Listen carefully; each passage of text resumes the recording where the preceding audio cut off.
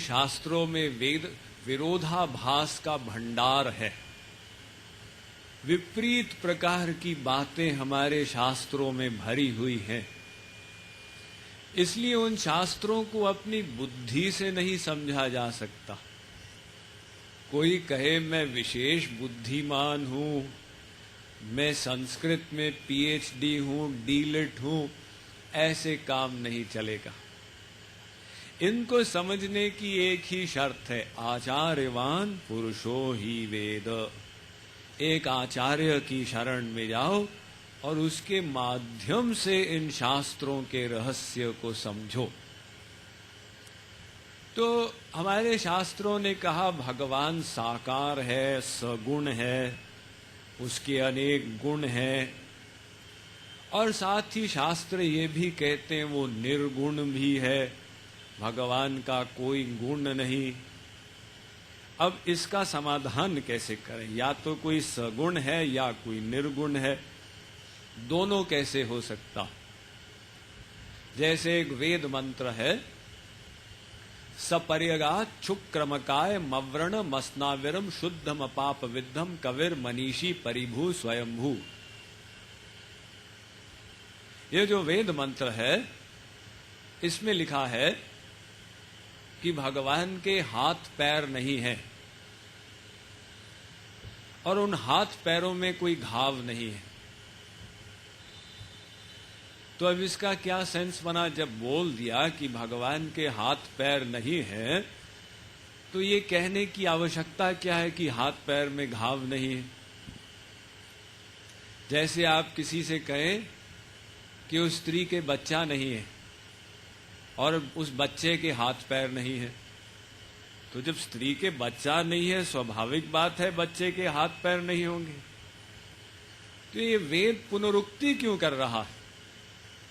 अब ये जब आचार्य के माध्यम से समझे तो पता चलता है कि वेद ये कहना चाहता है कि भगवान के लौकिक शरीर नहीं, हाथ पैर नहीं, यानी संसारी हाथ पैर नहीं है, ऐसे हाथ पैर नहीं जिसमें घाव इत्यादि होते हैं, लेकिन दिव्य शरीर भगवान के अवश्य है।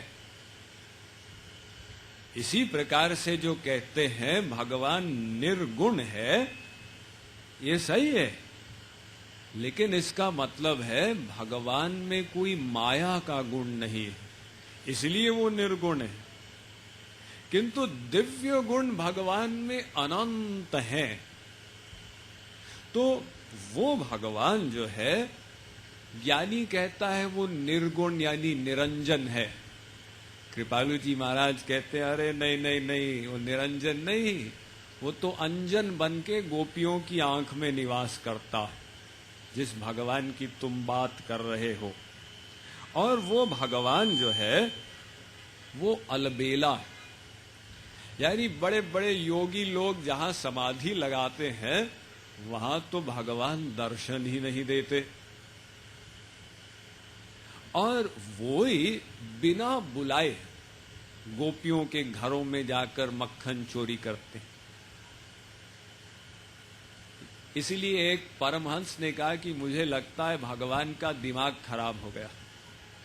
गोपालांगन कर्दमे विहरसे विप्राध्वरे लज्जसे ब्रूषे गोसुतहुं कृतै स्तुति पदैर मौनम विधत्से सताम दास्यम गोकुल कामिनीषु कुरुषे स्वाम्यम न दत्तात्मसु जाने कृष्ण त्वदीय पाद युगलम प्रेमैकलभ्यम परम। कहते हैं जहां बड़े बड़े यज्ञ किए जाते हैं विष्णु जी की संतुष्टि के लिए, वेद मंत्र बोले जाते हैं, विष्णोराटमसि विष्णो स्नप्त्रेस्थो विष्णो स्यूरसि विष्णोर ध्रुवोऽसि वैष्णवमसि विष्णवे त्वा।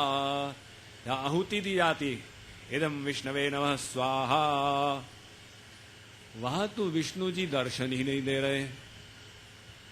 यदि यजमान कहे पंडित जी ये विष्णु को आहुति दे रहे हो, विष्णु है किधर?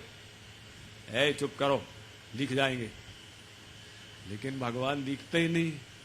और वो भगवान दिख कहां रहे हैं? अनंत ब्रह्मांडों के एक ब्रह्मांड के एक लोक के एक देश, भारत देश के एक उत्तर प्रदेश प्रांत के एक मथुरा जिले के गोकुल गांव के नंद बाबा के घर के आंगन के कीचड़ में खेलते हुए। तो अब उनका दिमाग खराब नहीं है तो और क्या। और वो भगवान बात तक नहीं करते। बड़े बड़े मंदिरों में जहां अनेक प्रकार से उनकी आरती की जाती है, वहां तो विष्णु जी चुप बैठे रहते। अगर विष्णु जी यही बोल दें पंडित जी को तुम गधे हो, तो पंडित जी विभोर हो जाएं, अरे कुछ तो बोले।